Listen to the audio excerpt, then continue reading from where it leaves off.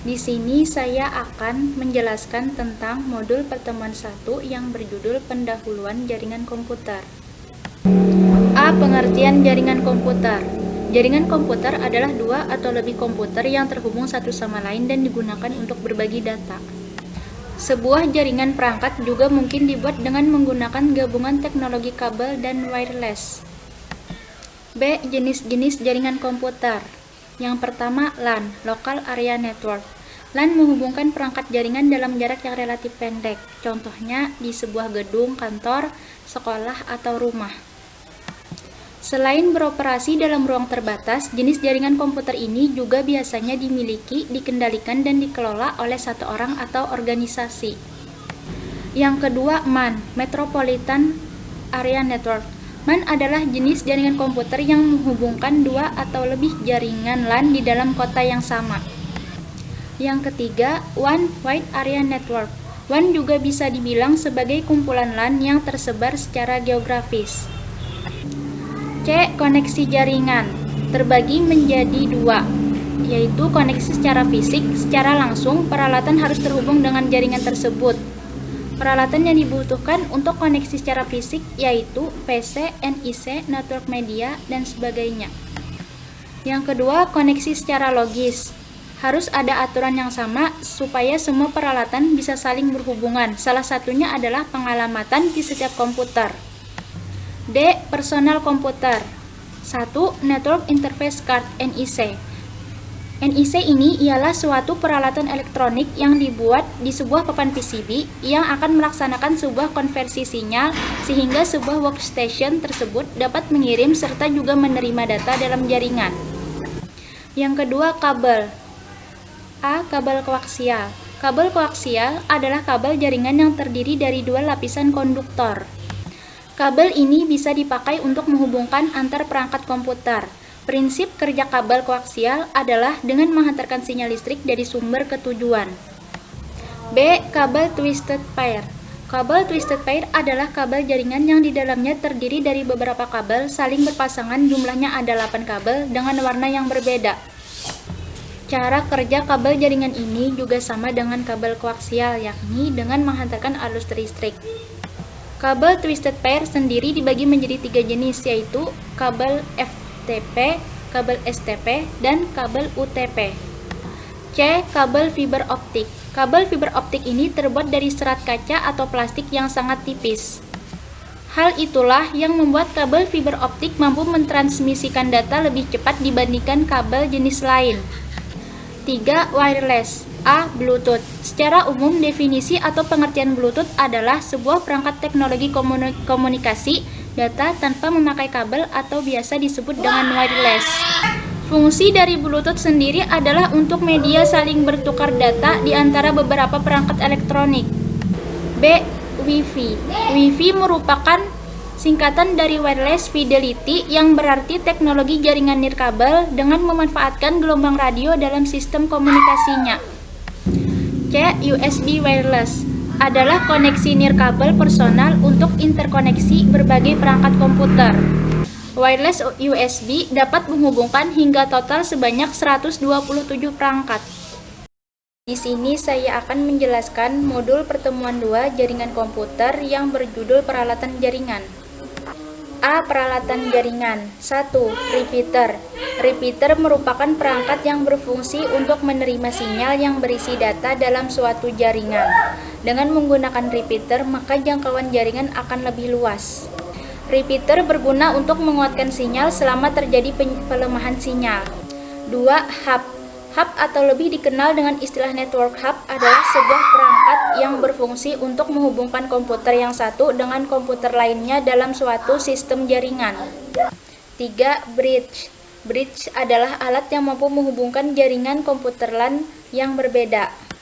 Bridge bekerja dan belajar berdasarkan paket yang masuk ke portnya, membaca MAC address paket. Dengan melihat paket bridge, bisa mengambil keputusan apakah data diteruskan atau diblok. 4. Switch. Switch merupakan peralatan untuk pada LAN modern. Switch disebut multi-port bridge. Switch belajar tentang device yang terkoneksi ke portnya untuk menentukan apakah suatu trafik perlu di-forward atau diteruskan atau tidak. 5. Router. Router merupakan peralatan jaringan yang digunakan untuk menghubungkan dua jaringan atau lebih. Router berfungsi sebagai default gateway bagi LAN yang dihubungkan. 6. Access point. Access point adalah perangkat keras jaringan komputer yang menghubungkan piranti nirkabel tanpa kabel dengan jaringan lokal menggunakan teknologi seperti Wi-Fi, Bluetooth, wireless, dan lain sebagainya. Perangkat ini berfungsi untuk mengirim dan menerima data yang berasal dari adapter wireless. Dengan kata lain, access point ini berfungsi menghubungkan dua jenis jaringan yang berbeda, yaitu antara jaringan wireless dan jaringan LAN. 7. Modem. Modem merupakan suatu bentuk komunikasi dua arah yang dimana modem bisa melakukan proses perubahan data sinyal digital menjadi analog, dan kemudian bisa merubah kembali sinyal tersebut menjadi digital agar bisa digunakan di dalam komputer. Di sini saya akan menjelaskan modul pertemuan 3 jaringan komputer yang berjudul pengkabelan. A. Pengertian pengkabelan. Kabel jaringan adalah kabel yang menghubungkan antara komputer dengan komputer dari server ke switch dan yang lainnya. Selain itu, kabel jaringan juga bisa disebut dengan kabel UTP yang sering digunakan untuk LAN dan kabel telepon. B. Kabel koaksial. Kabel koaksial merupakan jenis kabel yang terdiri dari kawat tembaga yang dilapisi oleh isolator, konduktor, dan kemudian pada bagian luar dari kabel koaksial ini dilindungi dengan menggunakan bahan PVC. Saat ini, kabel koaksial sudah hampir tidak pernah digunakan lagi untuk penggunaan jaringan kabel pada sebuah sistem jaringan komputer karena kurang fleksibel. C. Kabel twisted pair. Kabel jenis ini memiliki bentuk fisik berupa pasangan dari kabel yang dipasang secara berlilit satu sama lain membentuk spiral. Kabel jenis ini merupakan jenis kabel yang saat ini paling banyak dan sangat fleksibel, juga umum digunakan untuk pembuatan sebuah jaringan lokal atau LAN. D. Kabel fiber optik. Kabel fiber optik ini merupakan jenis kabel yang terdiri atas kumpulan serat-serat fiber dengan ukuran yang lebih kecil dan juga lebih fleksibel dibandingkan dengan kabel twisted pair. Fiber optik terdiri dari dua kabel yaitu transmit data dan receive data. E. Wireless. Wireless adalah jaringan yang menghubungkan telekomunikasi perangkat satu dengan yang lainnya tanpa menggunakan media kabel sebagai media penghantarnya. Jaringan nirkabel wireless hanya memanfaatkan gelombang elektromagnetik untuk mengirimkan sinyal dari perangkat satu ke perangkat yang lainnya. F. Membuat kabel UTP. 3 cara pemasangan kabel UTP. Yang pertama, straight through. Pengkabelan jenis ini biasanya diperuntukkan untuk menghubungkan peralatan yang berbeda jenis, misal untuk menghubungkan PC dengan hub, switch dan router, switch dan PC, dan sebagainya. Posisi kabel straight seperti posisi yang terdapat di layar.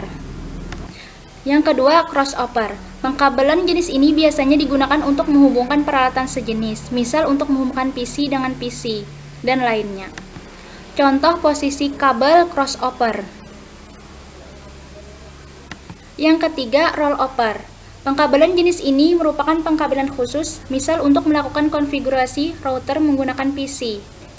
Contoh posisi kabel rollover. Di sini saya akan menjelaskan modul pertemuan 4 jaringan komputer yang berjudul subnetting. A. Pendahuluan. Salah satu aturan yang ada pada jaringan TCP/IP adalah pengalamatan. Pengalamatan yang ada di jaringan biasa disebut dengan IP address. Alamat ini digunakan untuk mengirim atau menerima informasi. B. Part of IP address. Terdiri dari dua bagian yang secara keseluruhan adalah 32 bit.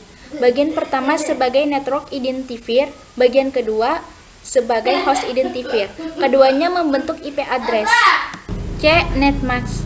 Subnetmask mempunyai panjang 32 bit sama seperti IP address. Terdapat 3 pengelompokan besar subnetmask yang dikenal, biasa disebut sebagai default subnetmask.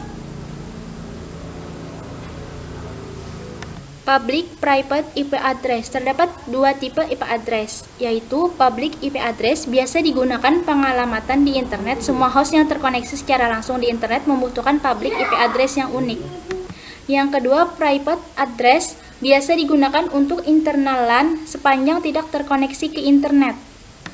Unicast, multicast, broadcast. Dalam penggunaan dalam hal kelompok komunikasi IP bisa juga dikategorikan sebagai unicast, broadcast, atau multicast.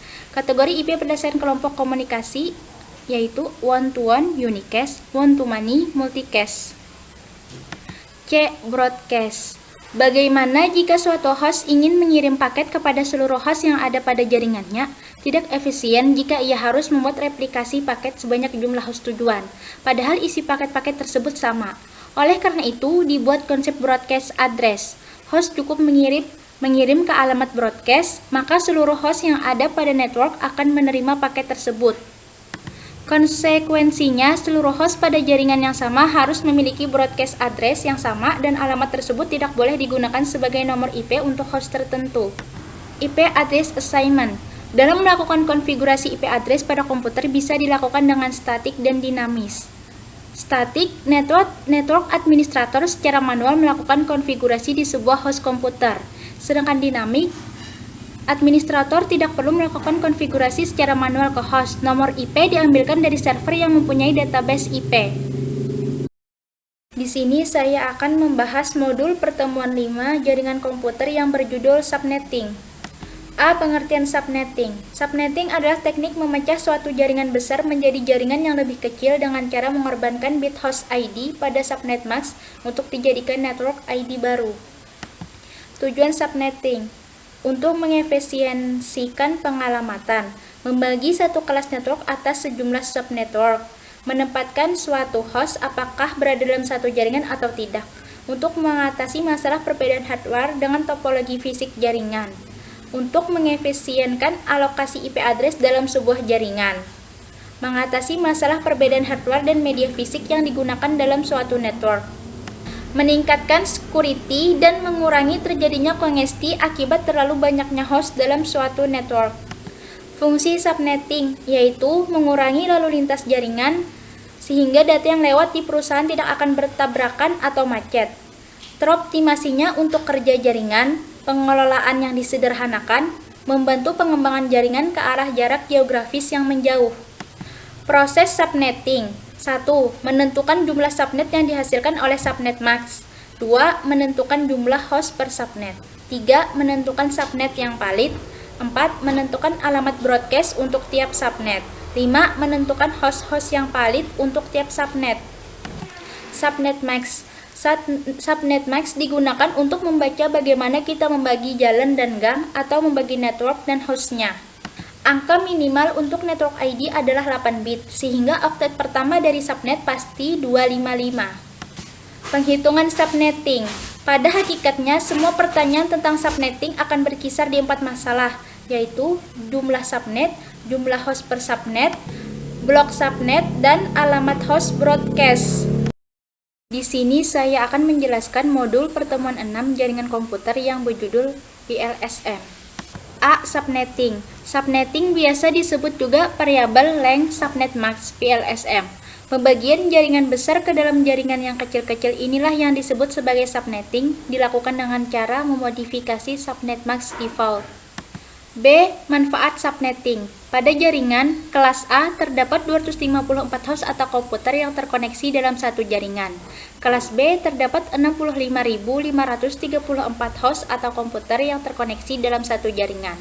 Kelas C terdapat 16.777 214 host atau komputer yang terkoneksi dalam satu jaringan. Semakin banyak host terkoneksi, terjadi trafik yang semakin besar pada jaringan tersebut. Sebuah LAN dengan 254 host akan memiliki performansi yang kurang baik dibandingkan dengan LAN yang hanya mempunyai 62 host. Pemecahan yang paling sederhana adalah memecah menjadi 2 atau lebih LAN. Pembagian inilah yang disebut subnetting. C. Pembentukan subnet. Proses dilakukan dengan memakai sebagian bit host ID untuk membentuk subnet ID dengan mengurangi jumlah bit host ID. Dengan demikian, jumlah bit yang digunakan untuk host ID menjadi lebih sedikit. Semakin panjang subnet ID, jumlah subnet yang dibentuk semakin banyak. Namun jumlah host dalam tiap subnet menjadi semakin sedikit. D. Pembentukan subnetting. Terdapat dua cara pembentukan sub-subnetwork, yaitu pembentukan berdasarkan jumlah jaringan dan pembentukan berdasar jumlah host. E. Subnet berdasarkan jumlah jaringan. Cara memecah jaringan menjadi 16 jaringan kecil. 1. Tentukan banyaknya kebutuhan jaringan menjadi binar. 2. Hitung jumlah bit yang dibutuhkan hasil nomor 1 10000 jumlah bit 5. 3. Pada subnet max, sisakan yang bernilai 0 hanya jumlah 0 subnet max lama kurang jumlah bit. F. Cara pembentukan subnet berdasarkan host. 1. Ubah IP dan netmax menjadi biner. 2. Hitung kebutuhan host dalam biner dan tentukan banyaknya digit dalam biner. 3. Modifikasi subnet max dengan hanya menyisakan angka 0 sebanyak jumlah digit biner host. Ini saya akan menjelaskan modul pertemuan 7 jaringan komputer yang berjudul OSI Layer. A. OSI. OSI, Open System Interconnection, adalah susunan atau kerangka jaringan yang diimplementasikan melalui protokol jaringan dalam dua lapisan berbeda. Digunakan sebagai titik referensi untuk membahas spesifikasi protokol. B. Layer pada OSI. Terdapat 7 layer. Layer 7, 6, dan 5 difokuskan untuk pelayanan dari suatu aplikasi. Layer 4, 3, 2, dan 1 difokuskan untuk aliran data dari ujung ke ujung yang lain, end-to-end. C. Konsep dan kegunaan layer. A. Pembagian fungsi dan mengurangi kompleksitas. Manusia dapat mempelajari tentang protokol lebih detail, membuat perangkat lebih modular, mengurangi kompleksitas pada pemrograman sehingga memudahkan produksi. B. Layer aplikasi. Berurusan dengan program komputer yang digunakan oleh user, program yang hanya mengakses jaringan. C. Layer presentasi. Bertugas mengurusi format data yang dipahami oleh berbagai macam media. D. Layer sesi. Bagaimana memulai, mengontrol, dan mengakhiri suatu komunikasi. E. Layer transport. Pemilihan protokol yang mendukung error recovery atau tidak, melakukan multiplexing mengurutkan data. Melakukan segmentasi pada layar atasnya, melakukan koneksi end-to-end, mengirimkan segmen dari satu host ke host yang lain, memastikan reliabilitas data. F. Layer network, pengalamatan dan routing IP. G. Layer data link, arbitration, pemilihan media fisik. Addressing, pengalaman fisik. Error detection, merupakan apakah data telah berhasil terkirim. Identify data encapsulation, menentukan pola header pada suatu data. E. Data enkapsulasi, konsep penempatan data di balik suatu header dan trailer untuk tiap layer disebut enkapsulasi. Di sini saya akan menjelaskan tentang modul pertemuan 8 yang berjudul Kebutuhan Teknis Pengguna yang Menggunakan Jaringan.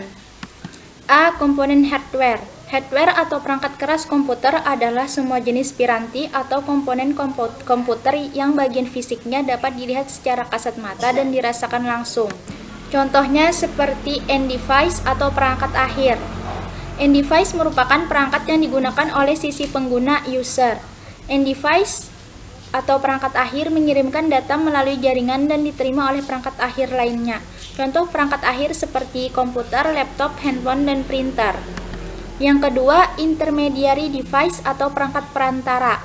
Intermediary device merupakan perangkat yang berfungsi menghubungkan antar komputer agar membentuk sebuah jaringan internetwork. Perangkat jenis ini juga menyediakan koneksi dan mengalirkan arus komunikasi pada tujuannya.